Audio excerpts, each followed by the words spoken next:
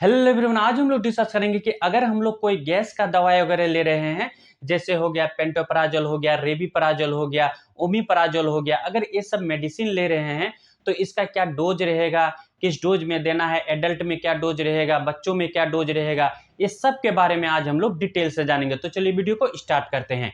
सबसे पहले हम लोग बात करते हैं कि पीपीआई मेडिसिन क्या होता है। पीपीआई का मतलब होता है प्रोटॉन पंप इनहिबिटर, यानी कि ये क्या काम करता है, यह पेट के अंदर में जो है एसिड का मात्रा अगर अधिक बढ़ता है तो इसको कम करता है। और H2 ब्लॉकर क्या होता है, H2 ब्लॉकर जो है पेट के अंदर में गैस्ट्राइटिस एसिड अगर अधिक मात्रा में सेक्रेशन करता है तो उसको कम करता है।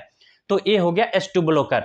तो सबसे पहले इसोमेप्राजोल, इसका क्या डोज रहेगा, यह एक पीपीआई मेडिसिन हो गया। इसका क्या डोज रहता है, अगर हम लोग किसी को डोज देते हैं तो किस डोज में देते हैं, 1 से लेकर 1.5 mg जो है पर केजी पर डे के हिसाब से जो है हम लोग देते हैं।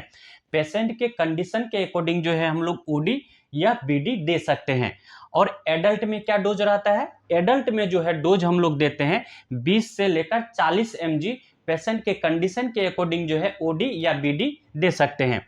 अगर हम लोग 20 mg में ले रहे हैं तो बीडी, अगर 40 mg में ले रहे हैं तो ओडी दे सकते हैं। इसके बाद जो है इसका इंजेक्शन भी आता है, इसको हम लोग किस तरह देंगे, पेशेंट के कंडीशन को अकॉर्डिंग जो है हम लोग 40 mg में दे रहे हैं तो इसको आईवी देना होता है इन्फ्यूजन के माध्यम से, और ओडी दे सकते हैं या पेशेंट के कंडीशन के अकॉर्डिंग बीडी भी दे सकते हैं। इसके बाद दूसरा मेडिसिन आता है फेमोटोडिन। फेमोटोडिन का क्या ये रहता है, ये जो है H2 रिसेप्टर मेडिसिन होता है। इसका डोज क्या रहेगा, इसका डोज जो है 1 से लेकर 2 mg पर केजी पर डे के हिसाब से हम लोग दे सकते हैं। कितना, 1 से लेकर 2 mg पर केजी पर डे के हिसाब से दे सकते हैं। यानी कि 8 घंटा से लेकर 12 घंटा के अंतराल में जो है इसको हम लोग रिपीट कर सकते हैं, 8 घंटा से लेकर 12 घंटा के अंतराल पे। इसका एडल्ट डोज क्या रहेगा, एडल्ट डोज जो है इसको हम लोग दे सकते हैं direct adult dose 20 mg BD या 40 mg हम लोग ओडी दे सकते हैं। बेड टाइम में 8 से लेकर 12 घंटा के अंतराल पे जो है हम लोग रिपीट कर सकते हैं, 8 घंटा में या 12 घंटा के अंतराल पे। इसके बाद तीसरा मेडिसिन आता है लेंसोपेराजोल।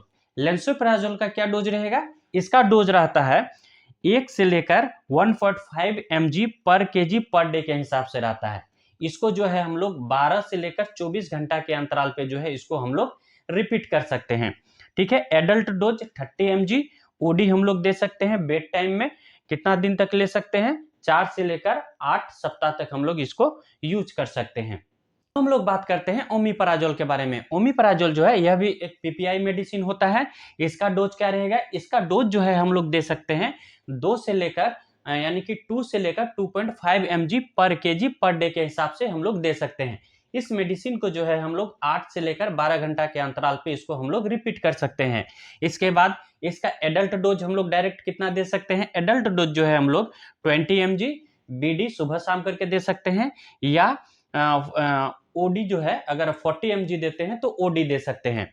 इसके बाद इसका इंजेक्शन भी आता है। इंजेक्शन जो है पेशेंट के कंडीशन के अकॉर्डिंग जो है हम लोग 40 mg ओडी या बीडी दे सकते हैं।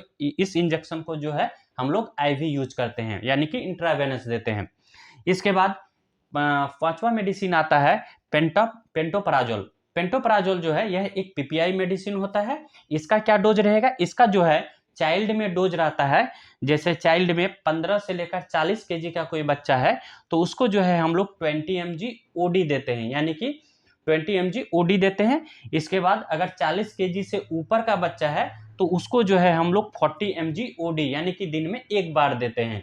ठीक है, इसका इंजेक्शन भी आता है 40 mg में। पेशेंट के कंडीशन के अकॉर्डिंग इसको जो है हम लोग ओडी या बीडी दे सकते हैं, इसको इंट्रावेनस देते हैं। इसके बाद छठा मेडिसिन आता है रेबीपराजोल। रेबीपराजोल यह भी एक एंटाइसिड मेडिसिन होता है जो पीपीआई मेडिसिन होता है। इसका क्या डोज रहेगा, इसका डोज जो है 0.5 mg से लेकर 1.5 mg पर केजी पर डे के हिसाब से जो है हम लोग इसको दे सकते हैं। सिंगल डोज देना है या पेशेंट के कंडीशन के अकॉर्डिंग जो है इसको डिवाइड डोज करना है, यानी कि सुबह शाम करके दे सकते हैं। ठीक है, एडल्ट डोज डायरेक्ट में हम लोग कितना देंगे, इसको जो है हम लोग 20 mg से लेकर 40 mg पेशेंट के कंडीशन के अकॉर्डिंग ओडी या बीडी हम लोग दे सकते हैं। ठीक है, इसके बाद हम लोग बात करते हैं रेनिटिडिन हाइड्रोक्लोराइड टेबलेट के बारे में। इसका क्या डोज रहेगा, इसका जो है बच्चों में क्या डोज रहेगा, एडल्ट में क्या डोज रहेगा। इसको जो है बच्चों में जैसे 1 मंथ से लेकर ऊपर के बच्चों में जो है 1 से लेकर 5 मंथ के बच्चों में जो है हम लोग कितना दे सकते हैं, 1 mg पर केजी पर डे के हिसाब से दे सकते हैं क्या। और इसको जो है हम लोग 8 घंटा में इसको रिपीट कर सकते हैं। ठीक है, अगर 6 मंथ से ऊपर का बच्चा है तो उसको हम लोग क्या डोज देंगे, उसको जो है हम लोग 2 से लेकर 4 mg पर केजी पर डे के हिसाब से जो है हम लोग दे सकते हैं। इसको जो है 12 घंटा के अंतराल पे हम लोग इसको रिपीट कर सकते हैं। इसके बाद अगर रेनिटिडिन हाइड्रोक्लोराइड अगर किसी एडल्ट को दे रहे हैं तो इसका क्या डोज रहेगा, एडल्ट डोज इसका रहता है 75 mg से लेकर 150 mg, इसको हम लोग बीडी दे सकते हैं। और अगर 300 mg में अगर देते हैं तो इसको 300 mg में हम लोग ओडी यानी ओडी दे सकते हैं दिन में एक बार। ठीक है, बेड टाइम दे सकते हैं। इसके बाद इसका इंजेक्शन भी आता है, इंजेक्शन जो है हम लोग 50 mg 6 घंटा के अंतराल पे जो है हम लोग इसको रिपीट कर सकते हैं। आज हम लोग जाने अगर किसी पेशेंट को अगर हम लोग गैस का दवाई वगैरह दे रहे हैं, कोई एंटा एसिड या पीपीआई या S2 ब्लॉकर दे रहे हैं, तो इसका जो है क्या डोज रहेगा, डोज के बारे में जाने और किस डोज में बच्चों को देना है और एडल्ट में क्या डोज देना है, इसके बारे में आज हम लोग डिटेल से जाने। तो आई होप वीडियो आप लोग को अच्छा लगा होगा। अच्छा लगे तो वीडियो को लाइक, सब्सक्राइब, कमेंट कर दीजिएगा। थैंक यू, धन्यवाद।